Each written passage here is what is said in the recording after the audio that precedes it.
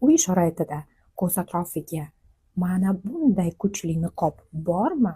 Ko'pchilik bilmaydi. Bizga 10 ta ayvit bitta tuxumni sarig'i kerak bo'ladi. Qarang, sarig'imiz ham barakali ekan. Bitta sarig'ini olib oldik, 10 ta ayvit qo'shib olamiz. Aralashtirib olamiz. Mana endi tayyor bo'lgan niqobimizni surib olamiz.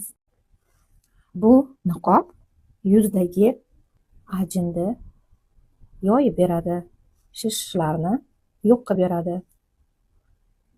Terdi sifatini ancha yaxshilab beradi. Bu maskani 15 daqiqa ushlaymiz va iliq suvda yuvib tashlaymiz. Yuvib bo'lgandan keyin ko'z atrofidagi kremni surtib olamiz. Haftasiga 2 marta qilish mumkin.